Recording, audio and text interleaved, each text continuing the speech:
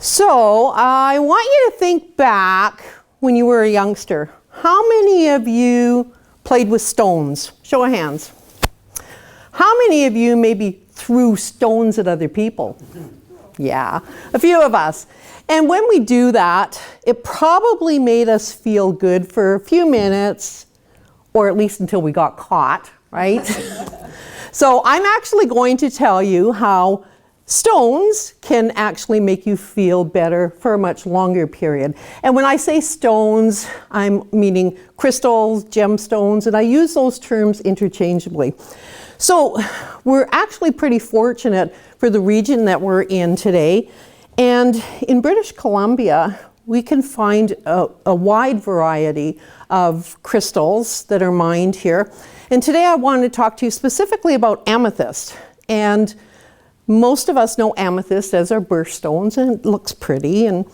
But amethyst actually has a number of healing properties and some real benefits associated to it. So how many of you have ever tried meditating and then you go, squirrel? Okay, get into it again. Squirrel. Ever happened to anybody?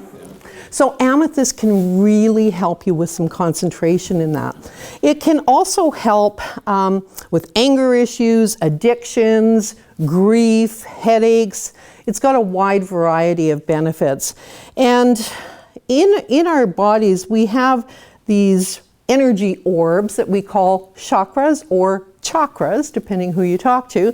And there's like 114 of them. Most of us are just familiar with the main 7. And that would be the root chakra at the base of your spine, the sacral, the solar plexus, the heart, the throat, the third eye, and the crown.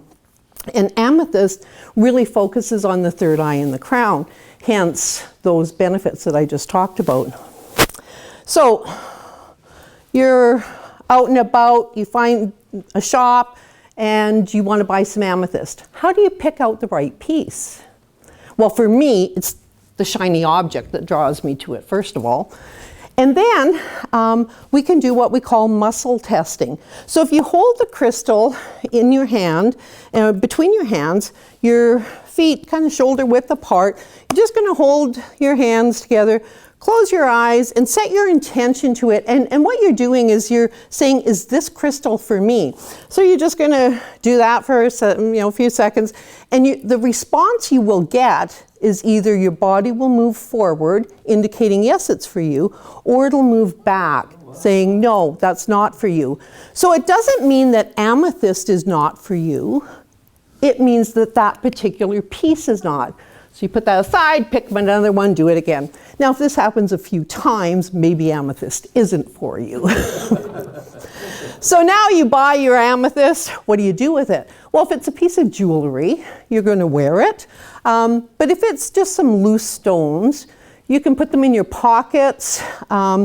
Women often wear outfits that don't have pockets, so we'll often put them in their bras.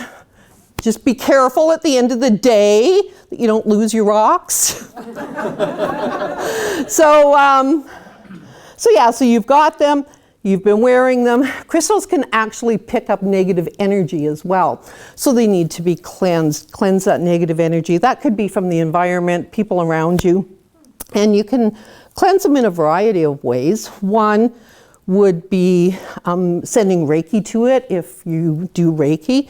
It could be smudging it, putting it in the sunlight. You could run it under, or hold it under running water. And that running water could be a stream, could be from a tap, or even over a lit candle.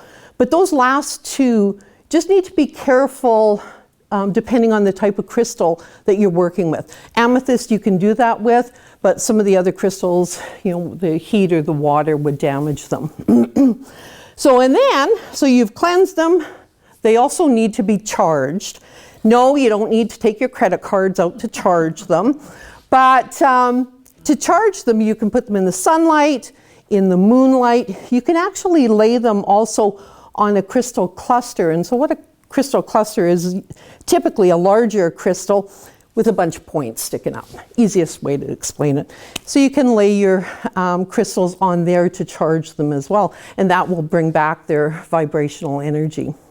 So, hope you've learned a little bit about crystals, and when you're out and about, picking your favorite one. And again, just remember that muscle testing, and you can do that with any decisions you need to make in life. Thank you.